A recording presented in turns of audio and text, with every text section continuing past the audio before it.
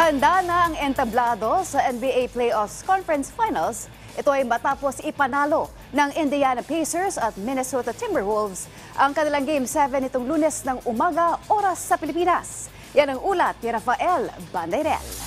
At 2 seconds, Siakam, nice move, step back is good. Mainit na shooting ang sinandalan ng Indiana Pacers upang mapanalunan ng serye kontra New York Knicks. Hindi naging balakid ang home court advantage ng kalaban nang dominahin ng Indiana ang home team, 130-109.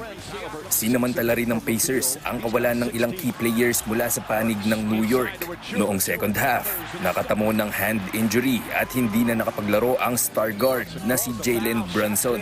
Muling bumida si All-Star point guard Tyrese Haliburton na gumawa ng 26 points.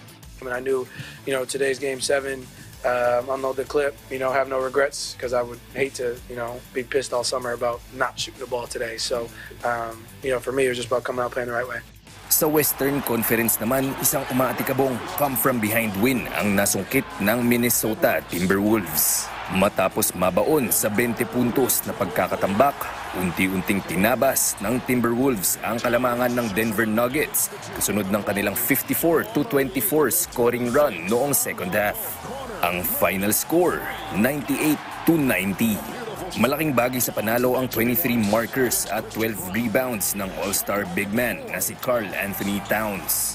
This is Timberwolves basketball. I think this was just a real showing of Timberwolves basketball at its finest, where it's a team effort. We got hype for players that we have, me, him included on this table, but like I said, we don't have a big three, we got a big 15. Every single person on this team means a lot to this team and they help in so many different ways. Dahil laglag na ang Nuggets, tiyak na magkakaroon ng bagong kampiyon sa NBA ngayong taon. Makakatapat ng Pacers ang Boston Celtics sa Eastern Conference Finals, habang magtutuos naman ang Timberwolves at Dallas Mavericks sa kabilang bracket sa Western Conference. Rafael Bandairel para sa Pambansang TV sa Bagong Pilipinas.